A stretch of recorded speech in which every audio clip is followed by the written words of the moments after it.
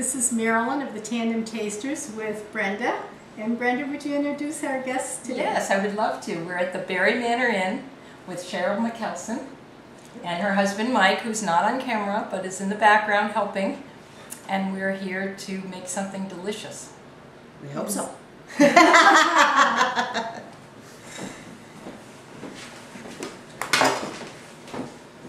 God for battery. Cheryl, what are you going to make for us today? Today I'm going to make some brown sugar cinnamon baked French toast, which is one of our guests' favorites.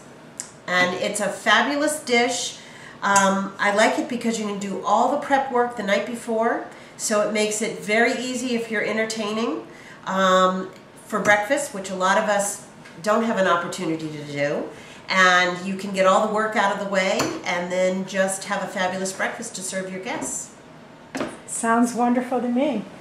So Cheryl, where did you get that recipe? Is it yours? I read a lot of cookbooks and I sort of combine them and then just make it up as I go, and I have lots of different variations. I'm going to show you one of the basics, but this one's just going to have a caramel topping, the brown sugar cinnamon, but I've also done it with apples in the fall. If your family likes nuts, you could do apple, raisins, and nuts as a topping, or some cranberries. New Year's Eve, eggnog, works great. So all sorts of different ways that you can do it.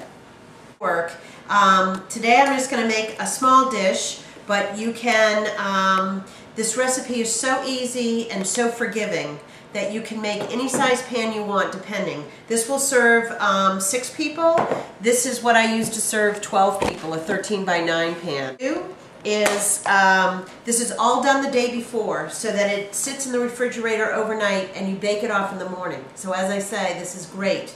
If you need a lot of caffeine to start you in the morning, you can do it when you can think straight, and then all you have to do is just pop it in and you're good to go. So we're just going to prep the pan, and all I just do is spray it out. I'm going to get the topping goes on the bottom of the dish. So I've got just a stick of butter and some, what I'm going to do is just get the butter all melted, which will just take a second. Then I'm going to add the brown sugar and maple syrup, and we'll put that in the bottom of the pan. I take French bread. It doesn't have to be anything fancy.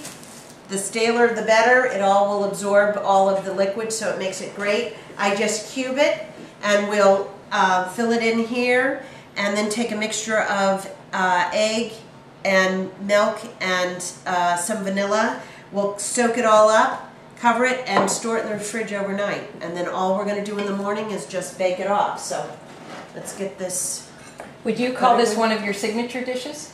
It is one of many of our signature dishes. It's a dish that I like because it can flex with how many people that you have, and it's also something that a lot of places don't serve. So look, it does not taste as sweet as it looks actually, because the only sugar is actually in the topping, and so even people that have to watch their sugar, you can just eat less of the topping. It's kind of like a bread pudding. Bread pudding sounds good to me. Well, you know, one thing that you learn in this business is there's some things that, like, if you call something a quiche, you know, the real men don't eat quiche thing, you get some people that don't want that. So bread pudding, sometimes people are like, don't know. So I just call it French toast, and all I've done is the butter's melted, and then I've just put in the brown sugar and the syrup, and I have had it all measured out, but frankly, a lot of times when I do it, I just dump it in. I mean, it really is such a forgiving. You're just going to fill the bottom of your pan,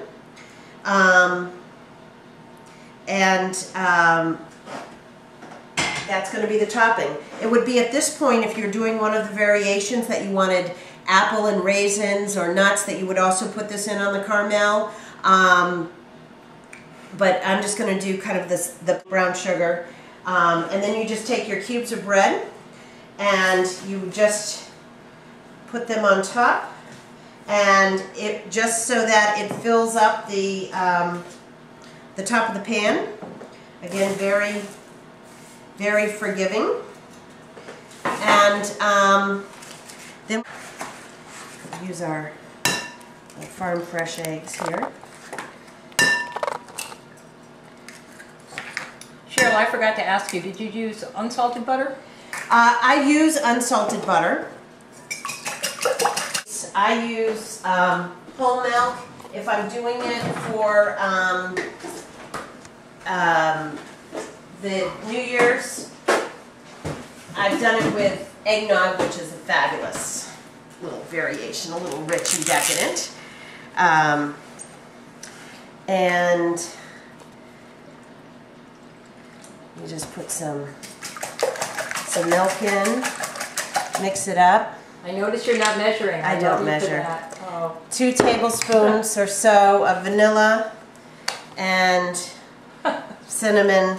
This is what I say. I do have all measurements and they do work, but really it is very forgiving.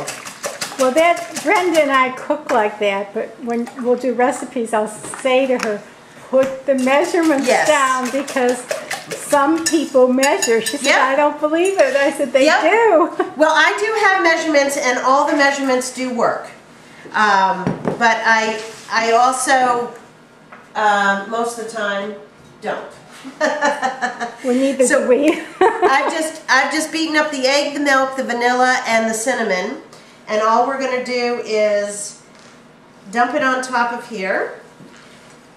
And this is the very scientific key thing. It's called the squish. And what we're just doing is to make sure that all of the pieces are soaked down. And this is where, by soaking all the cubes disappear when it's baked off, and you don't actually ever see them. Cover it up and put it in the fridge overnight, and all the hassle of breakfast is done. In the morning, just take it out. What I do is I preheat the oven to 350, pop it in for an hour, and it will bake up kind of like a souffle almost. It will just rise. But this way, you don't have to think in the morning. So it just goes in. I like that kind of I'm sorry. I like that type of breakfast. Yeah. For holidays too, especially Christmas. Absolutely. Because you pop it in and they open gifts and it's ready. Well, you when have so open. many people around and you want to visit with them. You don't want to be away from everybody in here having to work, and it's a no sweat and it looks fabulous. So if you want, we'll take one out. And the other thing is, if I cook this for an hour, if you find that the hour comes and you're still opening gifts and you're not ready, just lower the temperature and it will stay. We serve our breakfast over a hour-and-a-half period, so we're used to this. And then just going to slice up a piece, and when you serve it, you actually serve it upside down. So this is when, if you had a lot more toppings, you would put it on, your apple or your whatever. And then all I do is I have some warm syrup, and you just put a drizzle over the top, and a little confectionery sugar. You can plate it, or you just put it in front of everybody and have them dig in, and voila. That looks so Breakfast is ready. Thank you, Cheryl. So beautiful. enjoy. Beautiful.